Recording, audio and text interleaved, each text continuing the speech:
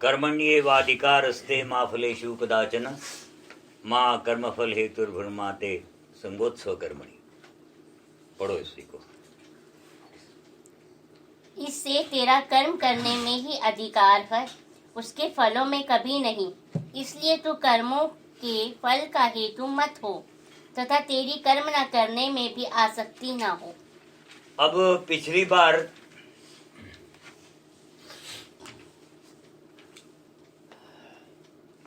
भगवान कहते अर्जुन से कि अर्जुन, या तो इस युद्ध में मारा जाकर के स्वर्ग को प्राप्त होगा, या फिर इस संग्राम को जीत करके तू पृथ्वी का राज्य और भोगों को भोगेगा। इसलिए ऐसी स्थिति में माने दोनों ही प्रकार से तेरी जीत है, इसलिए तेरे लिए युद्ध करना ही श्रेयस्कर है। माने अर्जुन ने इनको पूछा था कि युद्ध करना है या नहीं करना है, तो उस पर भगवान कह रहे हैं। फिर भगवान कहते हैं कि अगर मान लो कि आपको पाप का डर है कि इस युद्ध करने से हम हमारे ही परिजनों को मारेंगे जिसके कारण से हमें पाप लगेगा, तो वो कहते हैं कि हम आपको एक तकनीक बताते हैं, टेक्निक कर्म करने की। वो कहते हैं कि जय पराजय, लाभ हानि, सुख दुख को समान मान करके इस प्रकार से जब तू कोई भी कर्म करेगा तो तुझे उस कर्म का पाप या पुण्य नहीं लगेगा। अब इस प्रकार की ये सोच जिस बुद्धि में है, समान सोच, वो कहते हैं ये सोच ज्ञान योग की सोच है। माने ये जो मार्ग है ये ज्ञान योग का मार्ग है। अब ये ज्ञान योग इस स्थिति में जहां पर ये युद्ध भूमि पर हम खड़े हैं, यहां ये संभव नहीं हो पाएगा, क्योंकि बुद्धि को सम करना है। अब ये विषम स्थितियां हैं, यहां तो संभव ही नहीं है ये। इसीलिए हम एक दूसरी रीत बताते हैं, दूसरा मार्ग बताते हैं। परिणाम तो एक ही है, माने बुद्धि को सम करना, परिणाम तो समत्व ही है ना। पहले में हमने उस बुद्धि में ऐसी सोच लाई कि न लाभ, क्या लाभ हानि, क्या सुख दुख, क्या हार जीत, जो कुछ भी है हमें इससे कोई वास्ता नहीं। हमने तो मात्र एक हमारा कर्तव्य है इसलिए कर्म करनी है, ये एक सोच लाई। तो ये सोच जिसमें कि बुद्धि को सम बना लिया, ये सोच ज्ञान योग की सोच बताई। और जो दूसरी है वो निष्काम कर्म योग। अब इस निष्काम कर्म योग में क्या करना है वो नहीं बता रहे, वो तो इसके लाभ बताते हैं। वो कहते हैं कि इसका आरंभ का नाश नहीं है, माने बीज का नाश नहीं होता। फिर इसमें उल्टा फल रूप दोष नहीं है। अगर करने में कोई भूल हो जाए, नहीं करते हो, थोड़ा करके छोड़ देते हो, इसका कोई दोष नहीं है। और सबसे बड़ी बात यह है कि ये जो मृत्यु का भय है, मृत्यु का महान भय, इस महान भय से थोड़ा सा भी अगर इसका साधन कर लो तो इसकी ये योग रक्षा कर देता है। तो वही मृत्यु का महान भय हमने बताया कि जब तक के वो जवानी होती है तब तक आदमी कहता है कि मैं मरने से नहीं डरता, है ना। परंतु जब अपने आसपास के साथी संगी मरने लगते हैं, माने आप जैसे जैसे उम्र होती चली जाती है और वो शरीर के अंत का समय आने लगता है, तब ये भय व्याप्त होता है। इस भय से ये जो साधना है, थोड़ी सी भी साधना अगर कर ले कोई निष्काम कर्म योग की, तो ये साधना फिर इस भय से रक्षा कर लेती है, ये भय नहीं होता है। अब वो बताते हैं कि इस निष्काम कर्म योग में सबसे बड़ी बात यह है, आवश्यकता है एक निश्चयात्मिका बुद्धि की। माने इस मार्ग पर अगर चलना है तो आपके पास एक निश्चय पर स्थिर रहने वाली बुद्धि की आवश्यकता होगी। आज ये सोच रहा, कल वो कर डाला, फिर परसों सोच क्या रहे और कर क्या रहे हैं, ठीक है ना। तो वो कहते हैं कि ऐसे ये जो व्यक्ति होते हैं, जो अविवेकी जन,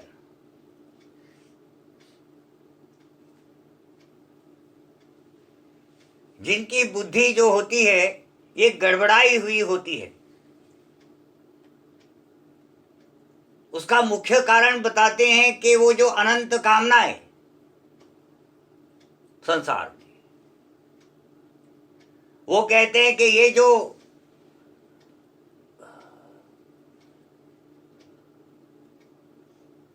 ऐसी बुद्धि वाले लोग जिनकी बहुत सारी संसार में कामनाएं हैं, जो मोहित चित्त है, मोहित है संसार और संसारित्व से, ऐसे ये लोग, इन लोगों के पास कभी भी एक निश्चयात्मिका बुद्धि नहीं हो सकती। इसलिए वो कहते हैं कि सबसे पहले तो ये जो भोग संसार में वो स्वर्ग की प्राप्ति, जिसको कहते हैं कि स्वर्ग सबसे बड़ी चीज है जी संसार में, इस प्रकार से ये जो लोग संसार में बोलते रहते हैं ना, कोई साधना करते हैं, तो फिर वेदों का सहारा लेते हैं। और वेदों में भगवान कहते हैं कि वेद तो अर्जुन ये तो विषय करने वाले हैं और उनके साधनाओं का प्रतिपादन करने वाले हैं। मैंने जैसे मान लो कि आपको किसी चीज की कामना है, जैसे आपको संतान नहीं हो रही, लड़का नहीं हो रहा है, तो आप वेद पंडित जी के पास जाते हैं, पंडित जी वो वेद खोलते हैं और बताते हैं कि ये यज्ञ कर लोगे तो आपको ये फल की प्राप्ति हो जाएगी। इस प्रकार की हरकतें करने वाले लोगों की भगवान कहते हैं परमात्मा में निश्चयात्मिका बुद्धि नहीं होती है। अब तक वो ये नहीं बताते हैं कि निष्काम कर्म योग में करना क्या है।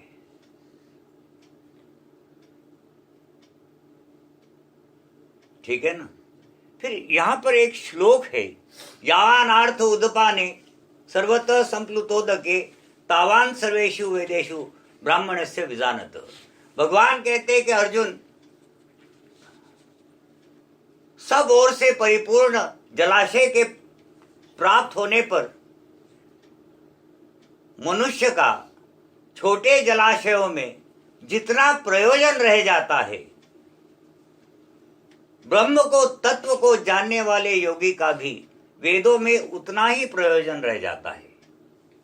इस चीज को ढंग से समझे, ये क्या कह रहे हैं। यहां पर एक तो भगवान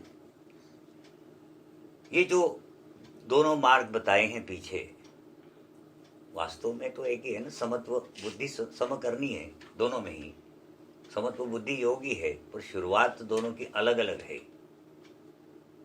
तो ये जो दो मार्ग बताए हैं भगवान ने, इनका गंतव्य बताया है, माने मंजिल बताई है। वो कहते हैं कि ब्रह्म को तत्व से जानने वाले योगी का वेदों में भी उतना ही प्रयोजन रह जाता है कि जितना बड़ा जलाशय मिल जाने पर, सब ओर से परिपूर्ण जलाशय, माने जी ऐसा जलाशय जिसमें किसी प्रकार की कोई कमी नहीं, ऐसा मिल जाने पर छोटे जलाशयों में जितना प्रयोजन मनुष्य का रह जाता है। भाव ये कि उस ब्रह्म को तत्व से जानने वाले योगी को फिर वेदों से कोई भी प्रयोजन नहीं रह जाता, उसको कोई लेन देन नहीं वेदों से। उसने तो उस ब्रह्म को ही जान लिया। अब ये कैसे जान लिया? वो जो दो मार्ग बताए हैं उन साधना के द्वारा। तो भगवान यहां पर कह रहे हैं कि उन भोगों में उलझने से अच्छा है कि इन दो मार्गों में से किसी एक मार्ग पर चलकर साधना करके आप ब्रह्म को ही जान लो। इससे होगा ये कि ये संपूर्ण संसारिक जितने भी भोग है इनकी उपलब्धि आपको अपने आप ही हो जाएगी।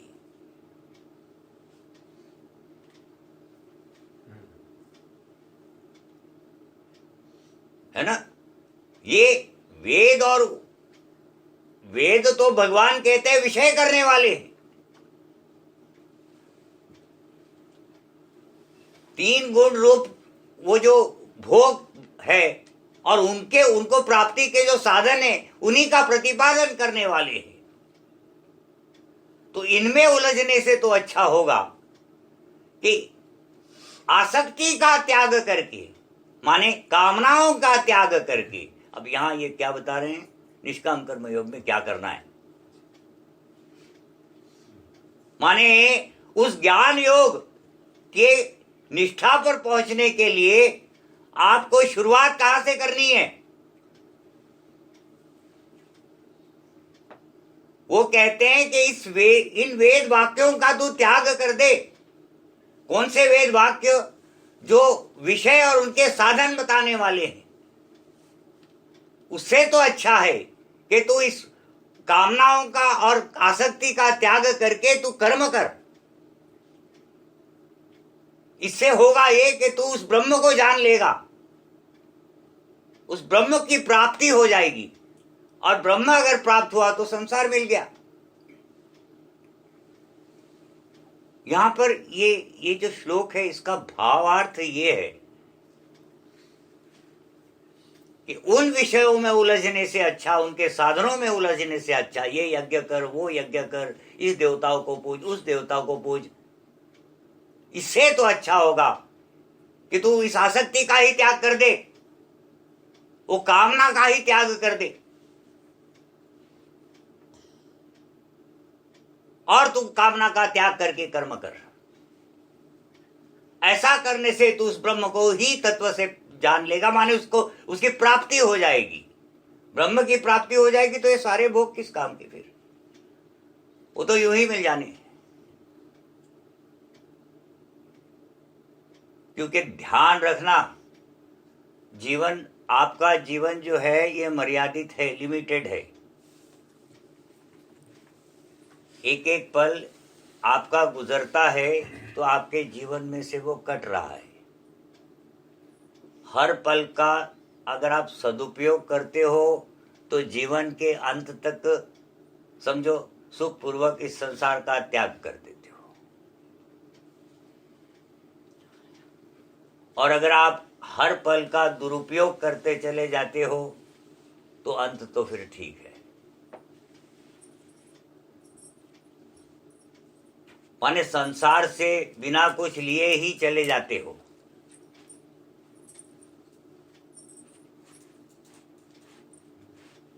और अगर सदुपयोग करते चले जाते हो तो एक समझो जिसको क्या कहते हैं ना, कामयाब जीवन, यशस्वी जीवन किसको कहेंगे कि जहां आपने आध्यात्मिक उन्नति कर ली। आप संसार में अगर सोने के महल भी बना लेते हो परंतु आध्यात्मिक अवनति को प्राप्त हो तब तो आपने जीवन यूं ही गंवा दिया, बेकार हो गया आपका जीवन।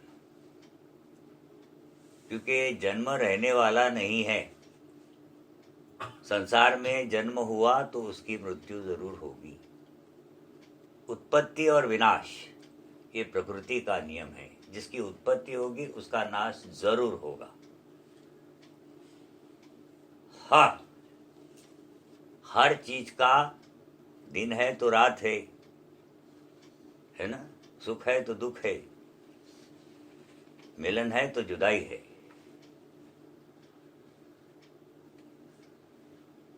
ये प्राकृतिक नियम है। इसीलिए भगवान कहते हैं कि ये इन सब चीजों में उलझ करके अपने जीवन को व्यर्थ गंवाने से तो अच्छा है कि ये तू बुद्धि को सम करके या तो कर्म कर। ऐसा कर्म करने से तुझे पाप नहीं लगेगा। आगे वो कहते हैं कि अर्जुन, ये जो बुद्धि को सम करने वाली जो प्रक्रिया है, समत्व ही फिर योग कहलाता है। असंभव को संभव करने वाला, माने बुद्धि को सम करना संभव ही नहीं है।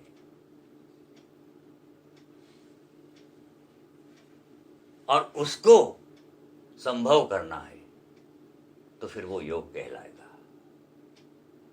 तो भगवान फिर कहते हैं कि समत्व ही फिर योग है।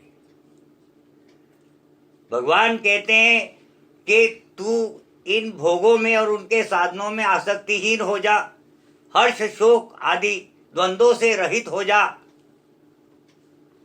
नित्य वस्तु परमात्मा में स्थित हो जा। योग क्षेम को न चाहने वाला और स्वाधीन अंतकरण वाला हो जा। योग क्षेम को न चाहने वाला माने आसक्ति से रहित। योग माने अप्राप्त वस्तु जो भाग्य में नहीं है उसको प्राप्त करने का प्रयास करना। क्षेम माने जो प्राप्त हो गई वस्तु उसकी सुरक्षा करना, क्योंकि प्राप्त होगी तो सुरक्षा भी करने की इच्छा हो ही जाती है। बड़े मुश्किल से तो पाई है, अब उसकी सुरक्षा की चिंता। तो ऐसे सब न कर। तू स्वाधीन अंतकरण वाला हो जा, माने जो अंतकरण तेरे अधीन नहीं है वो किसके अधीन है वो बाद में कहेंगे, पर तेरे तो नहीं है। तू किसी और का गुलाम है। तेरा अंतकरण किसी और के इशारे पे चल रहा है। तो तू सबसे पहले उस अंतकरण को अपने हाथ में ले ले, अपने नियंत्रण में ले ले और युद्ध के लिए खड़ा हो जा। हाँ,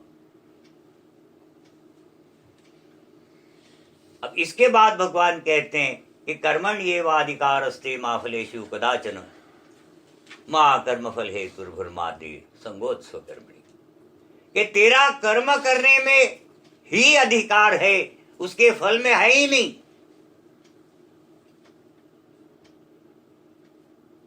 ऊपर बताया कि भाई सब ओर से परिपूर्ण जलाशय जिसको प्राप्त हो जाता है उस मनुष्य को फिर छोटे जलाशय से क्या वास्ता है। उसी प्रकार से जिस योगी को ब्रह्म ही मिल गया उसको वेदों से क्या वास्ता है। कहने का भाव उनका ये था कि व्यर्थ की उन चेष्टा करने से अच्छा है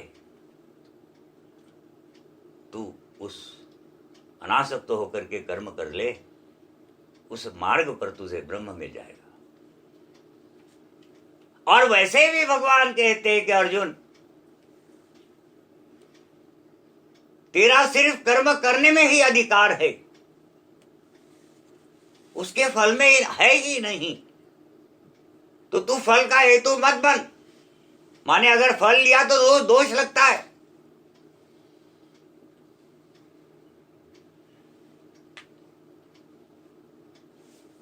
अधिकार ही नहीं था तेरा और तूने फल ले लिया तो दोष लग गया। तो ये यहां ये क्या बता रहे, निष्काम कर्म योग में क्या करना है।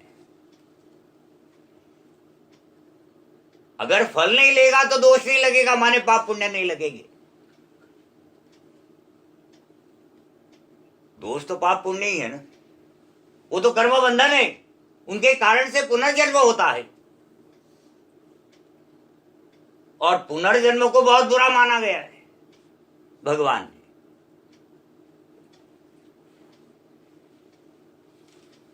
क्योंकि जन्म पता नहीं कहां हो जाए, किस रूप में तुम वापस लौट करके इस संसार में आओगे, ये कोई नहीं जानता। बहुत बड़ा धोखा, खतरा है पुनर्जन्म में। तो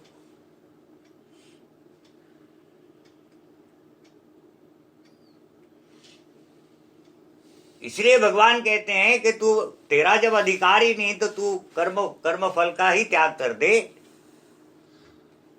और फिर कर्म फल का त्याग करना ही है, इसलिए ऐसी बुद्धि भी ना हो कि मैं कर्म करूं क्यों, ऐसी भी बात ना हो। वो कहते हैं कि अगर मान लो तू वो कर्म फल का त्याग करना ही है, वे हमें तो कोई लेन देन ही नहीं, हम क्यों कर्म करें, ऐसा भाव भी उत्पन्न ना हो। ठीक है ना। अब सिर्फ एक और श्लोक है जहां वे निष्काम कर्म योग में क्या करना है वो बताते हैं, और फिर सारा का सारा आगे की जो गीता शास्त्र है वो माने इस अध्याय में समत्व बुद्धि योग माने कर्म संन्यास पर है। अब यहां पर ये कंफ्यूजन हुआ क्या करता है ना, वो समत्व बुद्धि योग कहाँ पे है फिर, माने वो निष्काम कर्म योग समत्व बुद्धि योग है कि कर्म संन्यास का समत्व बुद्धि योग है। देखो ऐसा है कि शुरुआत में जब आप, अभी तो सामान्य स्थितियां हैं, आप कोई भी काम करते हो उसका बदला चाहते हो सामान्य स्थिति में। अब बदला चाहते हो और बदला ले लेते हो। जब बदला ले लेते हो तो आपको लगता पाप और पुण्य, या तो पाप लगेगा या पुण्य लगेगा। अब आपने सोचा कि ये इस प्रकार से अगर हम कर्म करते हैं तब तो वो छूटने का तो कोई मार्ग ही सारे बंद हो गए। और हम जो भगवत अर्थ कर्म करते हैं इसमें भी हमें खास कोई लाभ नहीं होगा, क्योंकि रोजमर्रा की जिंदगी में हमें कितने पाप और कितने पुण्य लग जाते हैं। उसमें एक आध घंटा, हम 24 घंटे में से एक आध घंटा वो भगवान के लिए दे देते हैं, थोड़ा मन से कभी कभी अनमन से वो भगवान का नाम ले लेते हैं, और फिर बाकी व्यवहार जो है हमारा सामान्य रहता है। ऐसे स्थिति में वो भगवान का नाम लेने वाले के प्रत्यक्ष फल नहीं दिखने में आते हैं। क्यों नहीं दिखने में आते? क्योंकि जो कर्म तुम करते हो उस कर्म का भाव नहीं उत्पन्न हो रहा होता है, तुम्हारा सारा ध्यान फल में होता है। माने मेरे इस करने से मुझे क्या प्राप्त होगा उसमें तुम्हारा ध्यान होता है, और कर्म में ध्यान ही नहीं होता। इसलिए होता क्या है, अनमन से ही तुम उसका वो माने अंतःकरण कहीं और कर्म कोई और कर रहे हो, तो फिर उस कर्म का भाव कैसे उत्पन्न होगा अंतःकरण में? जबकि कर्म का भाव ही नहीं उत्पन्न होगा तो उसका फल कैसे मिलेगा? जब तक भाव नहीं उत्पन्न होता फल नहीं मिलने वाला।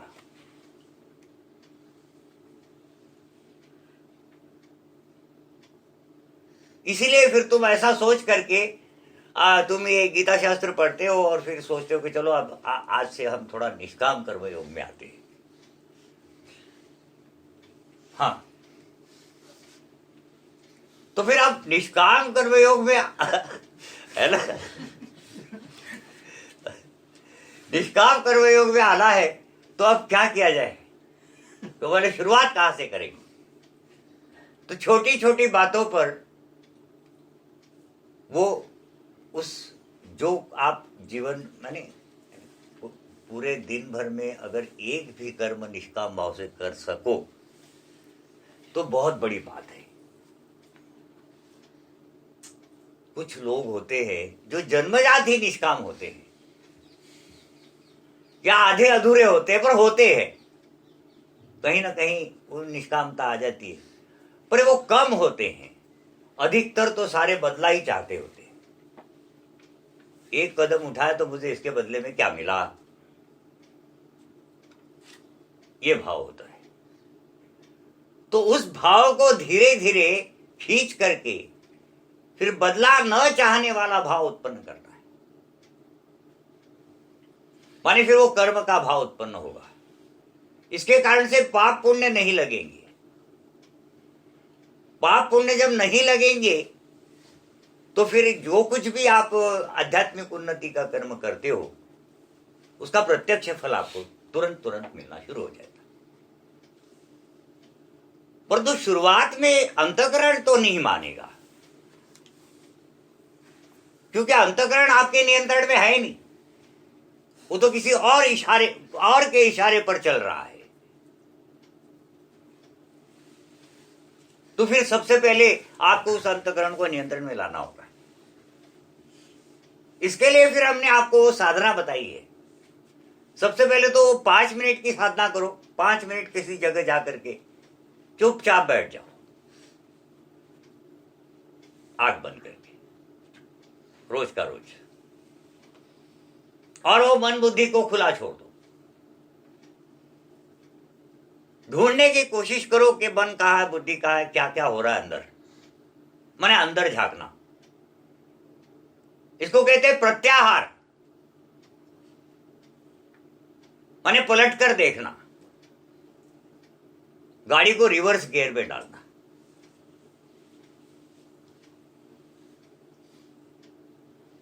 एक तो ये साधना बताई, और दूसरी ये कि कोई एक पाठ ले लो। सुबह जागो, स्नान वान कर चुरा करके और आसन लगा करके उत्तर पूर्व दिशा में कहीं बैठ करके, उस दिशा में चेहरा रख करके बैठ के, और फिर एक भगवान का पाठ करो। और जिस समय पाठ करते हो तो जोर से बोलो, और उसी चीज को सुनने की कोशिश करो जो कुछ भी तुम बोलते हो। ऐसा करते करते करते करते धीरे धीरे धीरे धीरे वो मन जो है, कम से कम जब वो पाठ शुरू होगा वहां आकर के स्थिर बैठ जाएगा। देर लगती है, 4-5 साल आपकी स्थिति पर निर्भर करता है कि आपकी स्थिति में हो। अगर आपके पास एकांत है, अकेले हो, कोई टेंशन्स वगैरह नहीं है, सांसारिक ज्यादा झंझटें नहीं है, तो जल्दी काम हो जाएगा। और बहुत सारे झंझटें झमेले हैं आपके पीछे, तो होते होते धीरे धीरे होगा, पर होता है। ये तो हो गया अंतःकरण के नियंत्रण को अंतःकरण को नियंत्रण में लाने की साधना है। यहां ये जो भगवान का हम नाम ले रहे हैं, इससे मात्र सहारा मांग रहे हैं कि इस काम में हमें कामयाब लाभ पहुंचे, इसमें हमें यश मिले, कि हम अपने अंतःकरण को नियंत्रित कर सके। अब जब तक अंतःकरण नियंत्रण में नहीं होता है तब तक ऐसा तो है नहीं कि आप अनासक्त नहीं हो सकते। आप हो सकते हो। आप किसी का काम कर दिया और मन चाह रहा है, आपका मन पीछे से चिल्ला रहा है कि तू पैसा ले ले, पैसा ले ले, पैसा ले ले, तेरी बहुत बड़ी जरूरत है वगैरह, पर आप ले नहीं रहे हो। आप जबरदस्ती अंतःकरण के विरोध में जाकर के आप अनासक्त होते चले जा रहे हो, माने फल का त्याग कर रहे हो।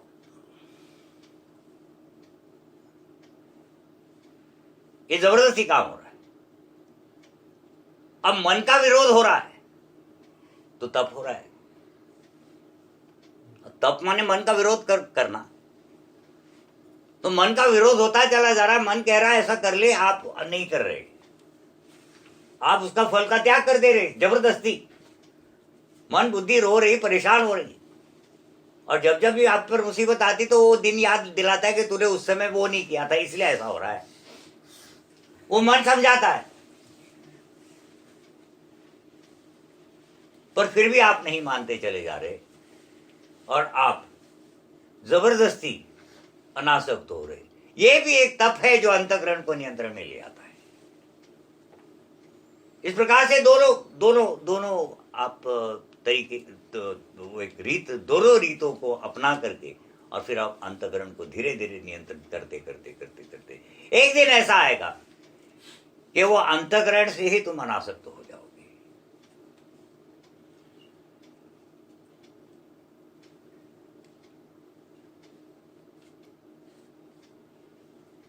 ऐसा होने से वो बुद्धि में वो समभाव उत्पन्न होगा। अंतःकरण से जब आप अनासक्त तो हो गए तो उस कर्म और उसके पीछे फिर वो जो फल के प्राप्ति का आपको जब चाहिए ही नहीं था, आपने तो चाहा ही कुछ नहीं था, तो फिर क्या उसका अच्छा मिला, क्या बुरा मिला, क्या सुख उसमें, क्या दुख उसमें, हर्ष शोक आदि द्वंद्वों से रहित वो उस समबुद्धि हो जाता है। अब ये निष्काम कर्म योग की साधना के द्वारा हम यहां तक पहुंचे।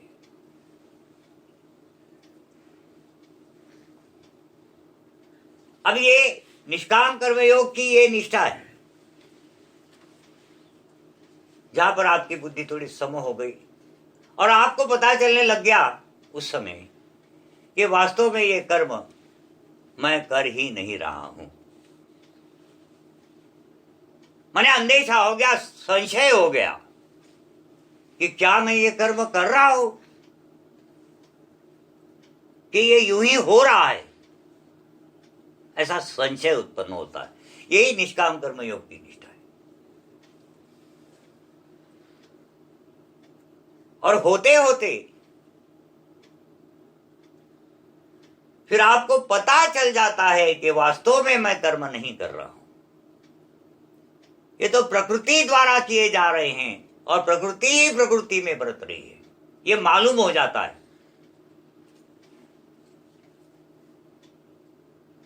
वो कर्म संन्यास। इसमें आगे जब चलते हो तो बुद्धि बिल्कुल स्थिर हो जाती है, वो समत्व बुद्धि योग है, कर्म संन्यास। परंतु संन्यास की शुरुआत तो निष्काम कर्म योग की निष्ठा पे ही शुरू हो जाती है, जहां पर वो बुद्धि सम हो जाती है और आपको संशय होने लगता है अपने माने उस कर्म कौन कर रहा है, मैं कर रहा हूं या कोई और कर रहा है। यहां कर्म संन्यास शुरू हो जाता है और इसकी निष्ठा पर पहुंचकर वो बुद्धि बिल्कुल अत्यंत सम हो जाती है, स्थिर हो जाती है, वो स्थिर बुद्धि पुरुष। तो इसमें किसी प्रकार का कोई संशय न रखे, किसी को कोई कंफ्यूजन न हो कि कर्म निष्काम कर्म योग क्या है और कर्म संन्यास क्या है तो एक ही चीज। ऐसा ना, जो अंत में जो गंतव्य है वो तो समत्व बुद्धि योग ही है, पर वह अचानक एकदम से विषम स्थितियों में संभव नहीं है, वो बहुत कठिन काम है। मैंपन का त्याग कर देना माने वो अहंकार का त्याग, वो संभव नहीं है। तो फिर शुरुआत निष्काम कर्म योग से करते हैं। आप सबसे पहले जबरदस्ती सिर्फ शरीर से अनासक्त होते हैं और अंतःकरण आपका इन सब बातों से विरोध में होता है, पर आप जबरदस्ती करते चले जाते हो, तप हो रहा होता है और होते होते एक दिन वो अंतःकरण भी फिर आपका साथ देने लगता है। तब वहां वो अनासक्त का वास्तविक भाव उत्पन्न होता है। ये सारा असंभव है ना, इसीलिए योग कहलाया। ये असंभव को संभव करना है। संसार में अनासक्त होना भी असंभव है। समत्व तो चलो योग है ही है, परंतु अनासक्त होना भी बहुत बड़ी कठिन काम है। क्योंकि सामान्य स्थिति में तो चलो मनुष्य अनासक्त हूं, मैं अनासक्त हूं बोलते चला जाता है, परंतु जब विषम स्थितियां आती हैं, विषम घड़ियों में, फिर वो अनासक्ति नहीं रहती, वो चीखने चिल्लाने लगता ही है। क्योंकि अनासक्त हो तो उसको क्या सुख क्या दुख, वे हर्ष शोक आदि द्वंद्वों से रहित। तो यहां पर फिर ये अब निष्काम कर्म योग की ये बात बताते हैं कि इस निष्काम कर्मयोग में फिर कर्मफल का त्याग करना होगा। और वैसे भी भगवान कहते हैं कि वास्तव में तुम कर्मफल के अधिकारी ही नहीं हो, इसलिए कर्मफल जब जब भी तुम फल लेते हो तो तुमको दोष लगता है। अधिकारी नहीं है तो तुमको तो दोष लगता ही है ना। एक व्यक्ति, एक जैसे मान लो कि कोई पुलिस वाला है, उसको सरकार बोलती कि हम तुम्हें इतना तनख्वाह दे देते हैं, तुम फलाने रोड पर ट्रैफिक का जरा चेक किया करो भाई। अब वो खड़ा रहता है वहां पे और वो डंडा रखा होता है, इधर आ रे बहन जो ये क्यों नहीं लगाया इसमें स्क्रैच क्यों पड़ा है तेरे गाड़ी में चल निकाल 10 रुपया, चल निकाल 20 रुपया। तो ये दोष है, तेरा वो अधिकार नहीं है, तू फल ले रहा है। हाँ, तो इसका तुझे या तो पाप लगेगा या पुण्य लगेगा, माने कर्म बंधन लगेगा, जिसके कारण से जन्म होगा, फिर पुनर्जन्म होगा। हाँ करें आगे। हाँ, एक मिनट, कौन सा नंबर है? 48। अध्याय दूसरा 48वां श्लोक। हाँ पढ़ो। हे धनंजय, तू आसक्ति को त्याग कर तथा सिद्धि और असिद्धि में समान बुद्धि वाला होकर योग में स्थित हुआ कर्तव्य कर्मों को कर, समत्व ही योग कहलाता है। हाँ, तू आसक्ति का त्याग कर, क्योंकि वैसे भी तेरा उस फल में तो अधिकार है ही नहीं। तो ये जो आसक्तियां अंतःकरण से होता है कि ये मैं ये मांग लूं, मैं वो मांग लूं, या ये ले लूं वो ले लूं, तो भगवान कहते हैं कि तू आसक्ति का त्याग कर और आसक्ति का त्याग करके कर्तव्य कर्म करता चला जा। इस प्रकार से ये बुद्धि तेरी फिर सम हो जाएगी, और सम बुद्धि ही फिर योग कहलाता है। सम बुद्धि असंभव है करना, हाँ, इम्पॉसिबल को पॉसिबल करना ही योग है। सिद्धि और असिद्धि में समान बुद्धि वाला होकर। हाँ, सिद्धि और असिद्धि में समान बुद्धि माने मुझे इससे क्या मिलेगा और क्या नहीं मिलेगा, कामयाब होगा या नहीं होगा, लाभ हानि, हर्ष शोक, जय पराजय, इसमें सम है। कर्म ही करना है मात्र, जो मिले वही सही। हाँ, इस महत्व रूप बुद्धि योग से सकाम कर्म अत्यंत ही निम्न श्रेणी का है। इसलिए हे धनंजय, तू सम बुद्धि में ही रक्षा का उपाय ढूंढ, अर्थात बुद्धि योग का ही आश्रय ग्रहण कर। हाँ, भगवान कहते हैं कि ये जो 2 मार्ग हमने बताए हैं, खास करके ये जो निष्काम कर्म योग बताया है, इससे ये जो कामना रख करके कर्म करने वाले लोगों के जो कर्म है, ये तो अत्यंत बेकार है, बिल्कुल निम्न श्रेणी के, 3rd क्लास, इसकी कोई तुलना ही नहीं। अनासक्त कर्म करने वाला आदमी और वो जो आसक्ति रख करके कर्म करने वाला पुरुष, न जमीन आसमान का अंतर है। ये जो आसक्ति रखकर करने वाले कर्म है, ये तो अत्यंत निम्न श्रेणी के, 3rd क्लास। इसलिए तू इस प्रकार से इस कर्मों के फल का हेतु न बन। हाँ, क्योंकि फल के हेतु बनने वाले अत्यंत दीन हैं। हाँ, ये अत्यंत दीन लोग हैं, दया के पात्र। यार क्या कर रहा है आदमी। हाँ, आगे। और सम बुद्धि युक्त पुरुष पुण्य और पाप दोनों को इसी लोक में त्याग देता है। और ये जो दूसरे हैं जो समबुद्धि योग में आए हुए, अब यहाँ समबुद्धि माने वो कुल मिलाकर के समझ लेना है, निष्काम कर्म योग और कर्म संन्यास माने ये 2 मार्ग, क्योंकि समबुद्धि इन दोनों में से किसी भी एक मार्ग पर चलने से आने वाली है, ठीक है ना। इसलिए यहाँ जब भी समबुद्धि कह रहे तो ये समझ लेना चाहिए कि दोनों का उल्लेख हो रहा है। हाँ, समबुद्धि पुरुष पुण्य और पाप इसी लोक में त्याग देता है, यही समाप्त कर देता है वो। क्योंकि ऐसे ही होगा ना, एक तो भोग भोग रहा है, उसके पाप पुण्य कटते चले जा रहे हैं और लग नहीं रहे हैं, तो फिर तो मुक्त हो जाना है ऐसे ही। हाँ, आगे।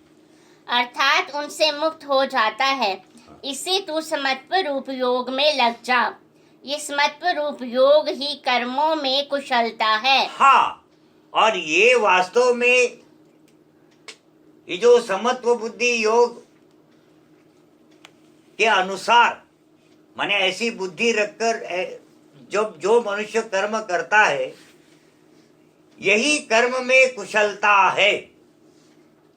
अब कर्म में कुशलता या कुशल कर्मा, कुशल कर्मी माने एक्सपर्ट, एक्सपर्टीज, स्किल्ड, स्किलफुल, कि ये व्यक्ति को कर्म करना आ गया।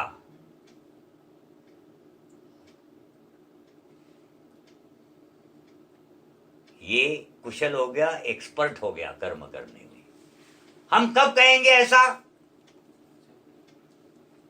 जब वो कर्म तो करता है, परंतु उसके बदले में उसको ना तो पाप लगता है ना पुण्य लगता है, वो कुशल करना। हाँ, अर्थात कर्म बंधन से छूटने का उपाय है। हाँ, क्योंकि समबुद्धि से युक्त ज्ञानी जन कर्मों से उत्पन्न होने वाले फल को त्याग कर जन्म रूप बंधन से मुक्त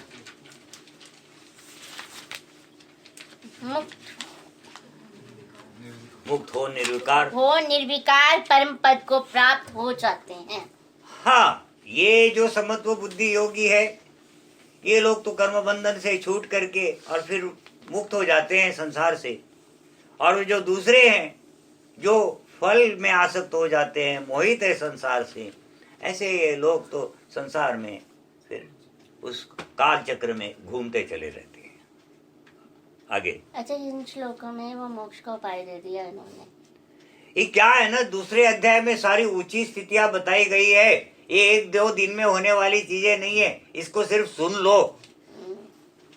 हाँ, हम वो माने अभी आज सुना और घर जाते जाते बोले आज से मैं आसक्त हूँ जी।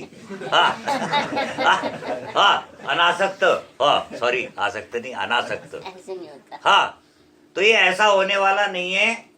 ये बड़ी साधनाओं की बातें हैं। कोई कोई होते हैं जो जन्मजात होते, थोड़ा बहुत उनको उन्होंने पीछे किया होता है। तुम लोग भी हमें ऐसे कुछ दिखाई देते हो कि पिछले जन्म में कुछ न कुछ करके आए हो, तो फिर सुन भी रहे हो। नहीं तो इसको सुनने वाला भी कोई नहीं है संसार में। ये तो हम जबरदस्ती सुना रहे तुम लोग। वाह वाह, ये तो तुम लोग सुन भी रहे हो। हाँ, हाँ, इसको तो सुनने वाला ही नहीं मिल रहा कोई। हम पूरा हिंदुस्तान घूम के आ रहे। अरे भाई सुनो सुनो सुनो, कौन सुनता है? हाँ, बहुत बुरा हाल। हाँ, माने हमारे अनुसार लोगों को तो ठीक ही लग रहा है।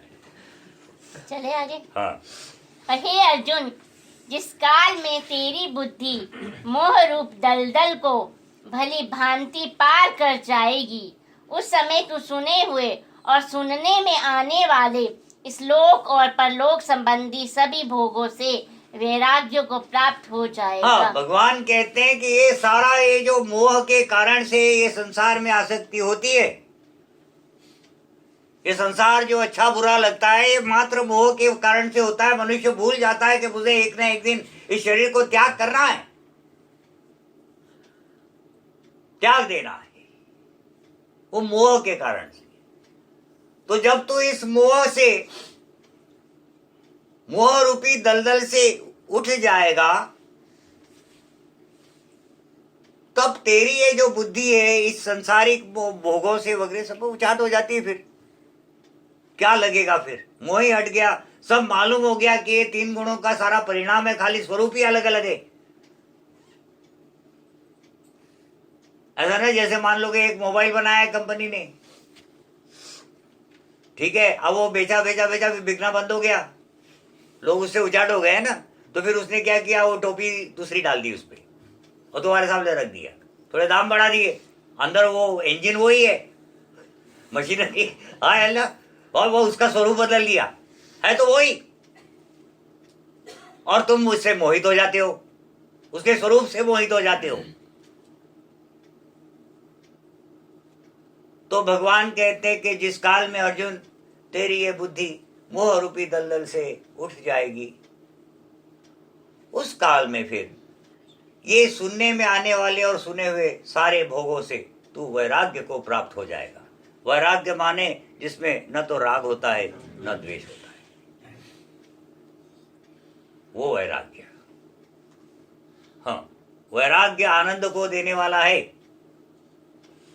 सुख शांति को देने वाला है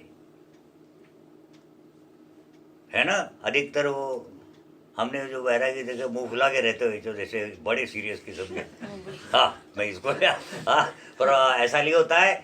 वास्तविक वैराग्य जो होता है ये बहुत आनंद को देने वाला होता है, क्योंकि आपको किसी से कोई यही नहीं होता है, लेन देन ही नहीं है, ना आपको कुछ चाहिए, जो प्राप्त हो गया, उसमें ना तो सुख है ना दुख है।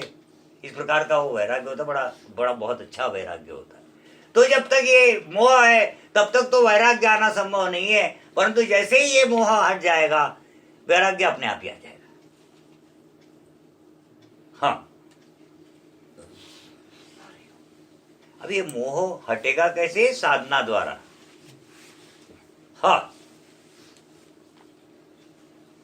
करूँ आगे? हाँ।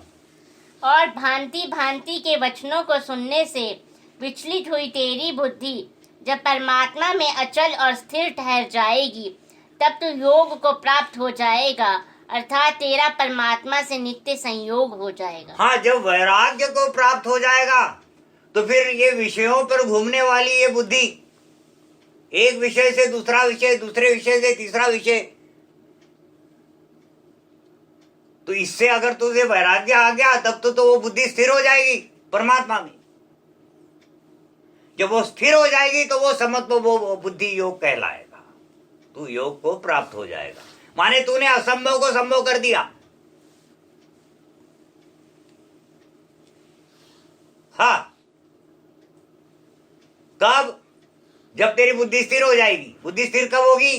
जब तू वैराग्य को प्राप्त होगा। वैराग्य को कैसे प्राप्त होगा? मोह हट जाएगा तब। जब तक तू संसार से मोहित है तब तक वैराग्य आने के कोई भी किसी भी प्रकार की कोई संभावना नहीं, चांस नहीं।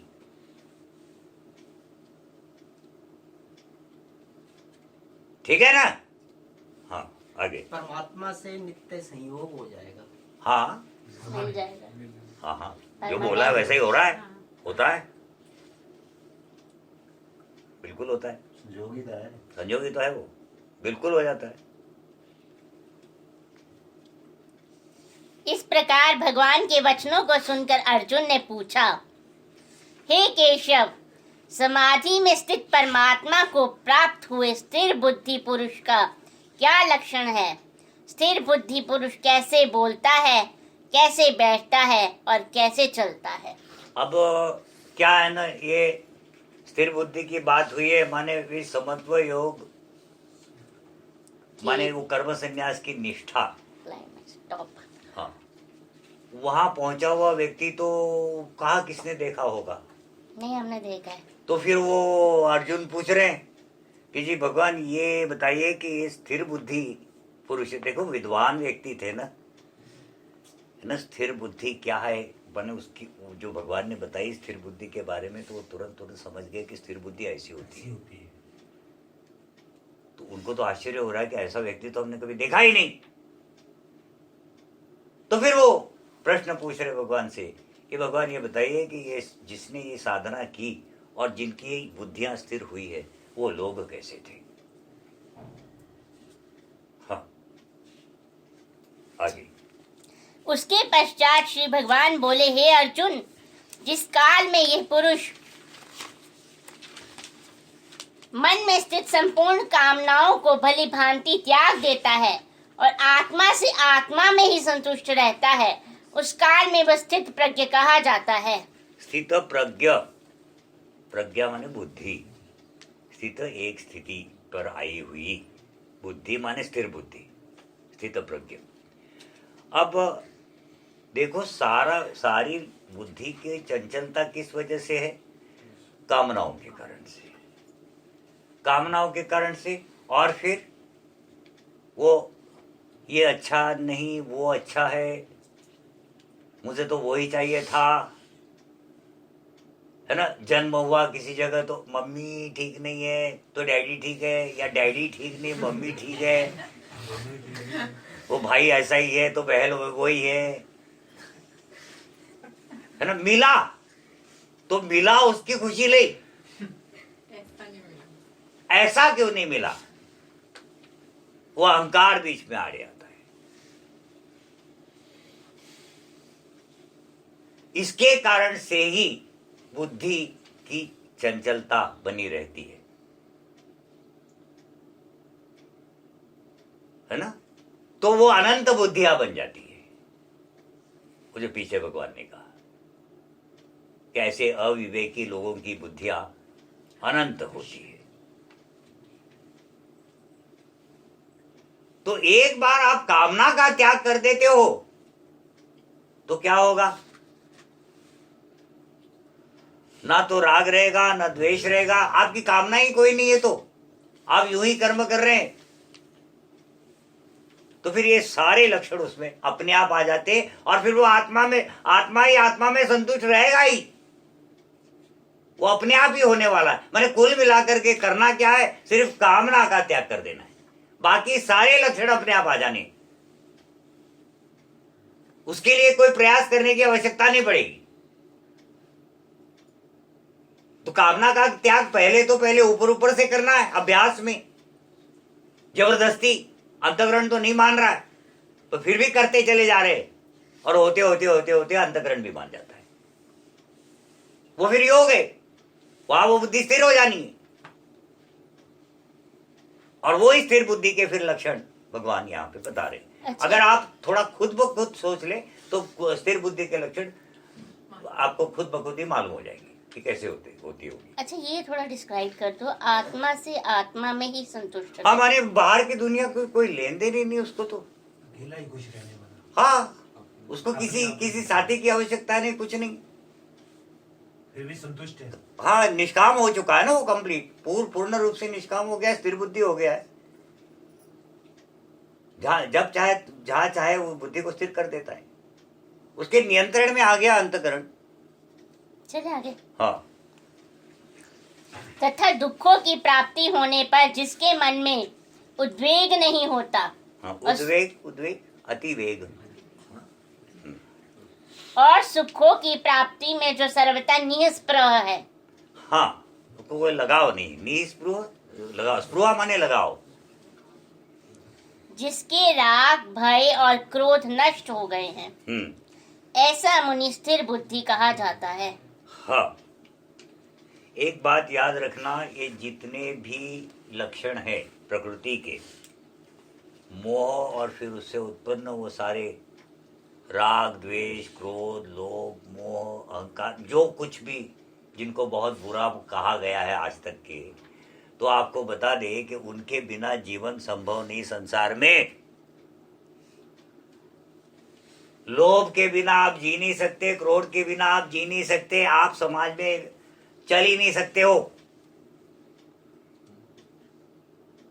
अगर आप जबरदस्ती पाखंड करते हो तो अन्याय हो जाता है, नुकसान होता है।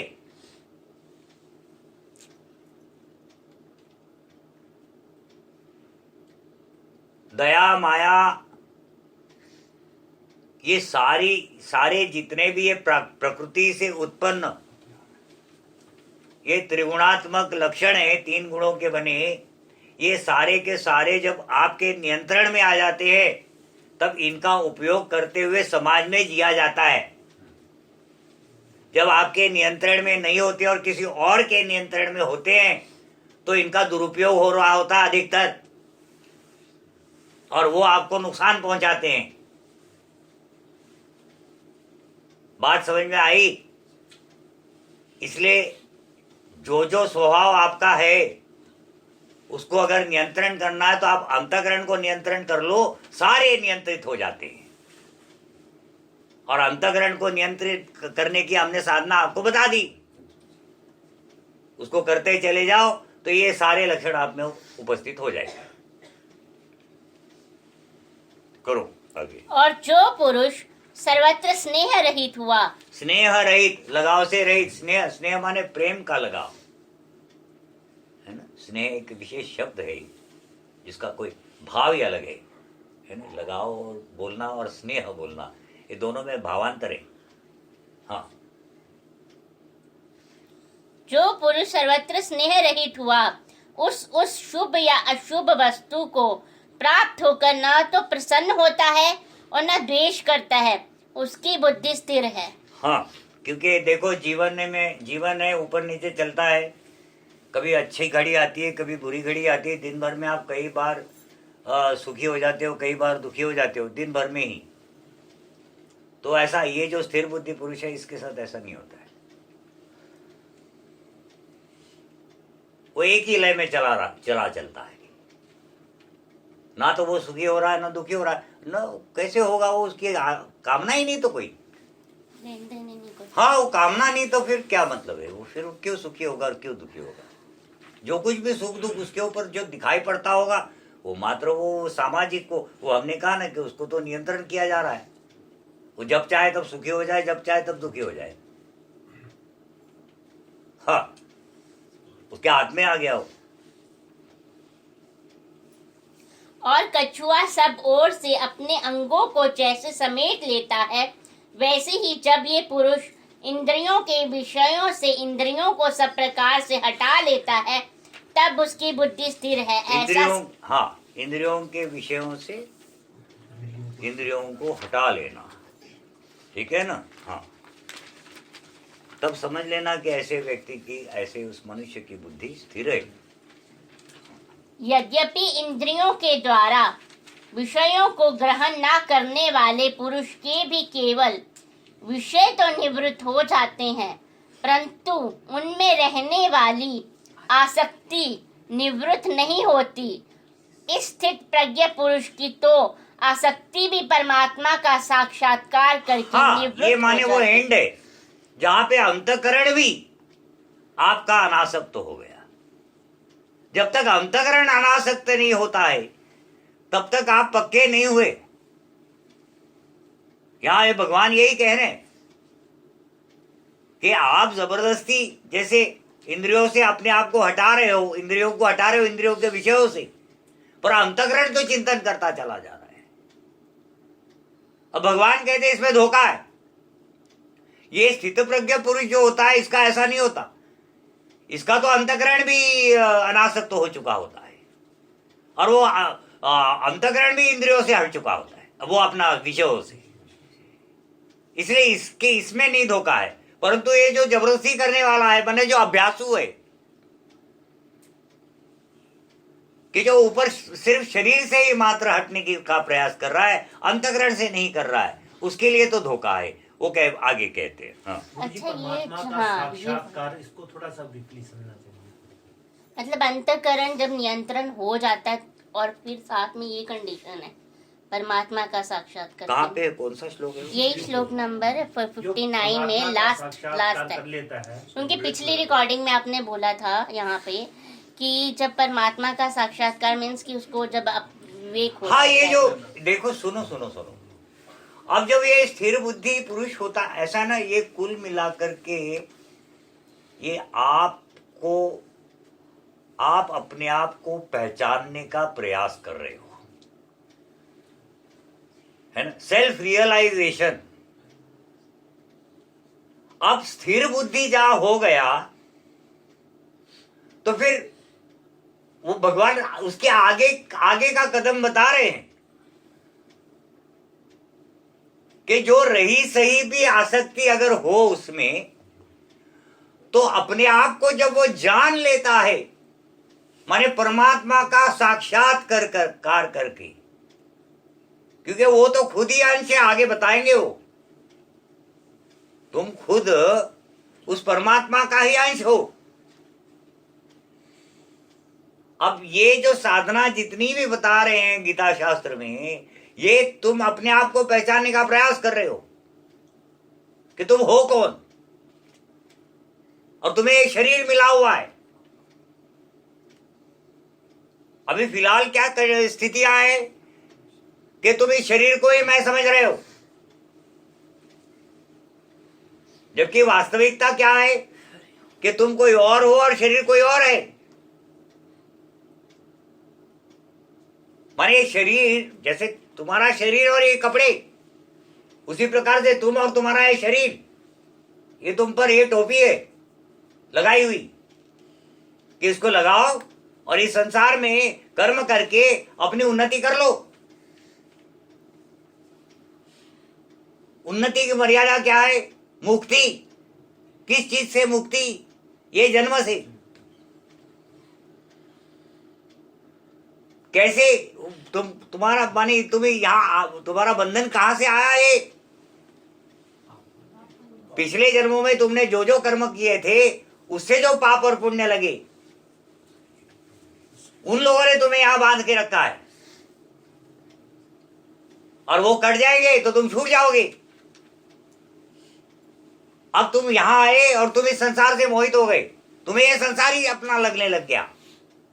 मेरा मम्मी, मेरा डैडी, मेरी धन दौलत प्रॉपर्टी,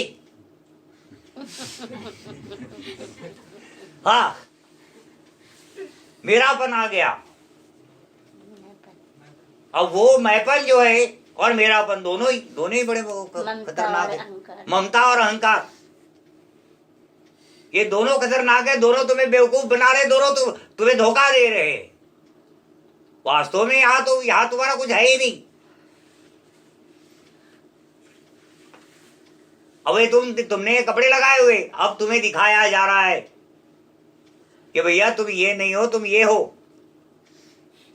तो परमात्मा का साक्षात्कार माने जब वो अपने आप को जान लेता है, सेल्फ रियलाइजेशन, अपने आप को रियलाइज कर लेता है कि ये मैं ये हूं, तब उसकी जो रही सही आसक्ति संसार में है वो भी निवृत्त हो जाती है।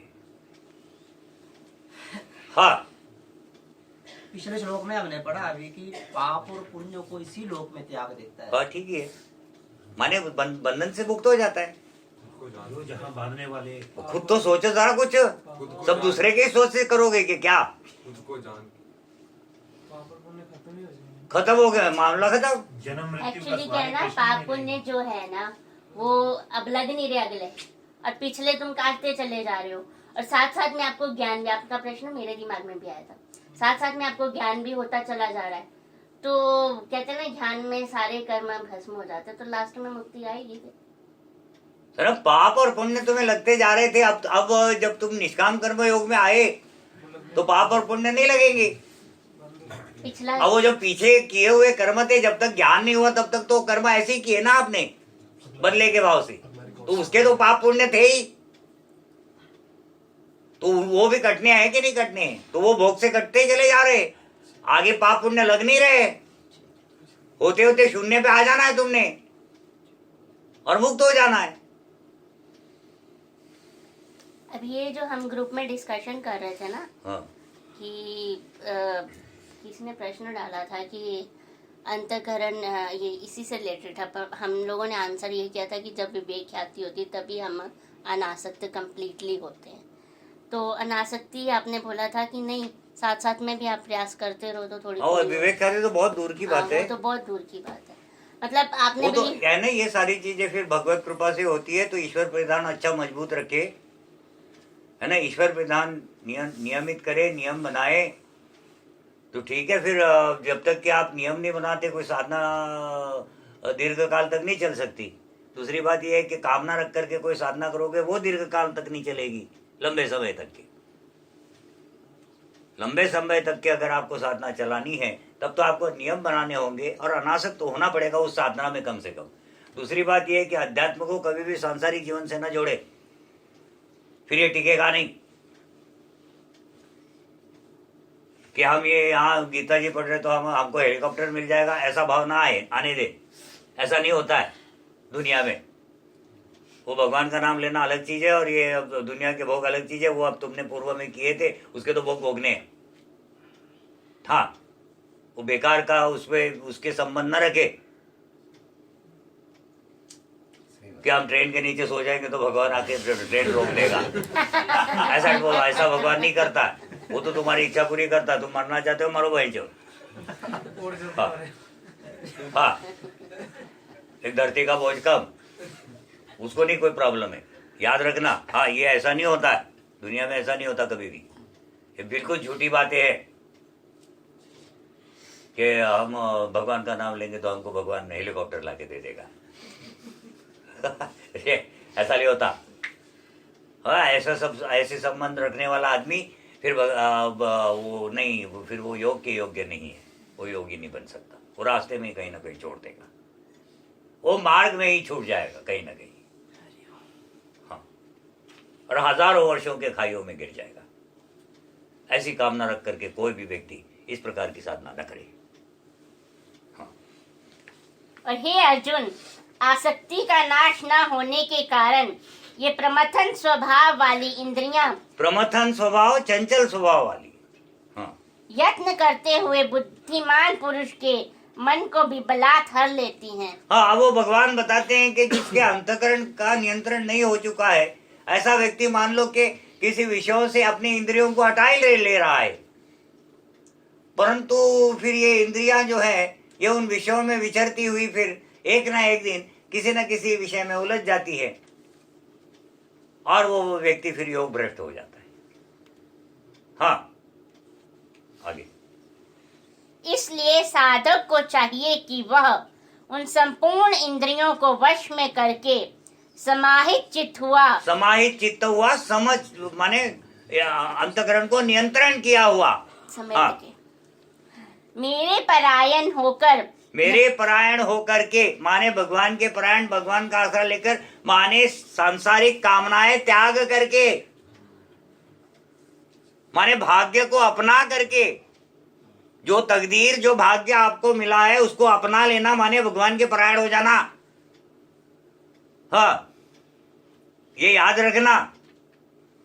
आगे। क्योंकि जिस पुरुष की इंद्रियां वश में होती है उसकी बुद्धि स्थिर हो जाती है। हाँ, जिसकी वो फिर वो इंद्रियों को नियंत्रित कर लिया हो, ऐसा वो व्यक्ति फिर धीरे धीरे अपने बुद्धि को भी स्थिर कर लेता है। हाँ, ये बुद्धि को स्थिर करने का उपाय है। हाँ, मतलब एक तो इंद्रियों को वश में कर ले, एक अपने आप को समेट के भगवान के आश्रित होकर ध्यान में। हाँ, माने भाग्य को त्याग दे और नहीं भाग्य को अपना ले। हाँ, भाग्य को अपना ले, जो कुछ भी मिला है उसे अपना ले, तो भगवान का परायण ऑटोमेटिक हो गया। किसी का सहारा नहीं ले रहा है, तो जो मुझे मिला ठीक है भाई, तो फिर क्या बात है, फिर आगे की कहानी बंद। जो कुछ मिला ठीक ही है, तो आगे क्या होना है, सारा खत्म। समस्या तो तभी उत्पन्न हो रही है जो मिला उसको अच्छा नहीं लग रहा है, हम परायण नहीं हो रहे हैं। हाँ, तो इसके कारण से तुम वो फिर भगवत परायण हो नहीं रहे। अब जैसे मान लो तुमको सर दर्द हो रहा तो अपने मम्मी को बुलाते हो, भगवान को तो बुलाते ही नहीं हो। हाँ, मुसीबत के समय तुम्हें तुम्हारा डैडी याद आता है, और डैडी खुद ही फंसा हुआ है यहाँ तक के, उसको क्या बुला रहे, वो और मुसीबत में डाल दिया। उससे अच्छा भगवान को बुला लिया होता तो अब झंझट खत्म थी। माने भगवान को बुलाना माने कैसे, क्या करना, जो होगा देखा जाएगा, मैं चुप हूँ। वो भगवान को बुलाना हुआ। भगवान को बुलाना वाले लिए ये नहीं कि जाके चिल्लाना। हाँ, छत पे खड़े होके। हाँ, भगवान को बुलाने का मतलब छत के पे खड़े रह करके कुतुब मीनार पे और चिकना चिल्लाना नहीं। भगवान को बुलाने का अर्थ होता है जो भाग्य है उसको अपना लेना, किसी को पुकारना ही नहीं, वो होता है भगवान के परायण। हाँ, भगवान को तक नहीं पुकारना, क्या जरूरत है, जो जब भाग्य अपना लिया तो क्यों भगवान को भी बुलाए। हाँ, भाग्य ही अपना लिया, मामला खत्म, जो मिलेगा वो मंजूर है, खत्म, फिर किसी को बुलाने की आवश्यकता नहीं है। हाँ। और हे अर्जुन, मन तो भाग्य अपनाने के शक्ति के वास्ते से भगवान को बुलाया जाता है कि वो शक्ति हमें दे कि हम उस भाग्य को अपना ले। बात समझ में कि नहीं। जी बाकी भगवान को बुलाने का दूसरा कोई अर्थ नहीं है।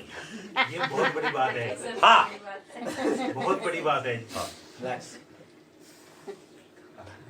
आप तो रिलैक्स हो गए